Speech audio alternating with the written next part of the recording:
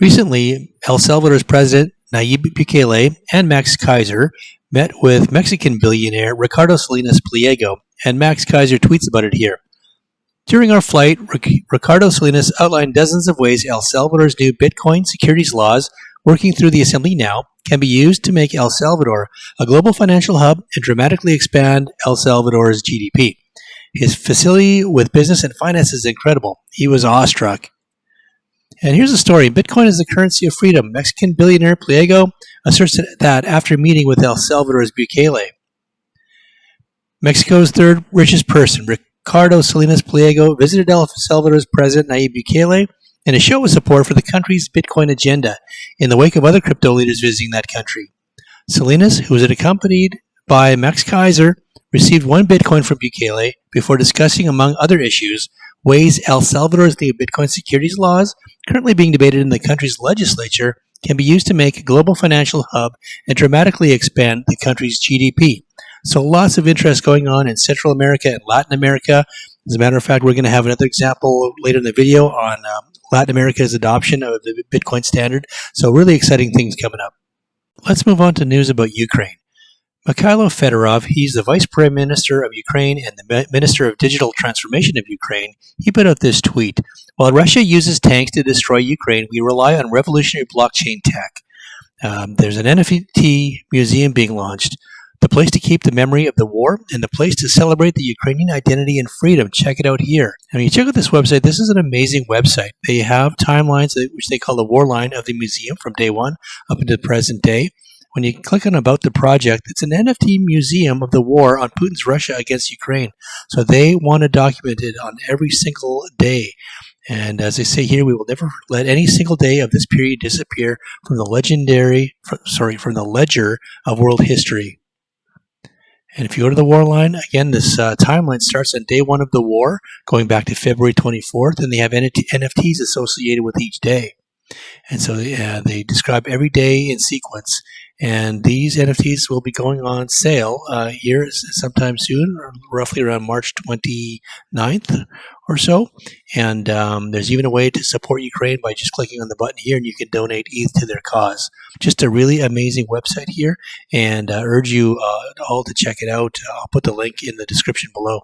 Anthony Pompliano reminds Peter Schiff. He says, "Hey, Schiff, remember when I told you that ExxonMobil will mine Bitcoin before 2030? I just want to play you this video where Pomp predicts so accurately that ExxonMobil will begin to mine Bitcoin." Do you hold the S&P 500? No. You don't hold the S&P 500? No, you have no S&P? I've heard of it. Yes, I don't own the S&P. You don't own any of it. Do you own I own QQQ? a couple of stocks in the S&P. Okay, do you own QQQ? No. No? No, okay, I own what is your the equity S&P? portfolio? I own Chevron. I own Exxon. ConocoPhillips. Okay, I own Newmont. Exxon and Chevron will both mine Bitcoin before the end of the decade. Why would they mine Bitcoin? Because it's the single most valuable thing they can do to monetize their energy production.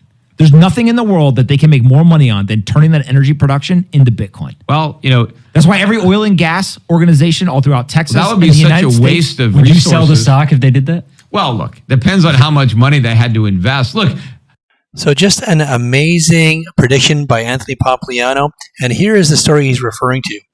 Exxon is mining Bitcoin in North Dakota as part of its plan to slash emissions. ExxonMobil has been working with Denver-based Crusoe Energy Systems to mine Bitcoin in North Dakota for over a year, according to people with knowledge of the project. The pilot program, which is operating in the Bakken region, launched in late January of 2021 and had begun expanding by July. ConocoPhillips is pursuing similar work in the same area too. So just amazing that Pompliano predicted that quite some time ago. And more crypto adoption news coming out of Latin America. Breaking, says Bitcoin Archive, Rio de Janeiro will be the first city in Brazil to accept Bitcoin and crypto to pay for taxes starting in 2023. And here's the story. Rio will accept cryptocurrencies in payment of taxes in 2023. They'll be the first city in Brazil to accept cryptocurrency in the payment of taxes. This measure has already been advanced in January when Mayor Eduardo Paes, PSD, creating a working group to study actions to stimulate the development of the crypto market in the city. So again, more news out of Latin America where the adoption of cryptocurrency seems to be escalating.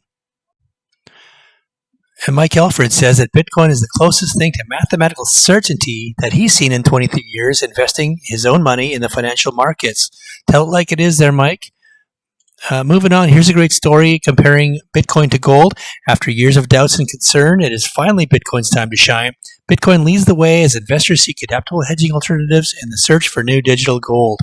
And as we approach a digitized age, it's a prerequisite that alternatives to gold are equipped to deal with the future. In this search for a contender to challenge gold's dominance, Bitcoin has shone through the brightest. And yes, there have been times of uncertainty with Bitcoin, but it is really rebounding back right now. And I'm telling you, Bitcoin has got a very bright future, in my opinion.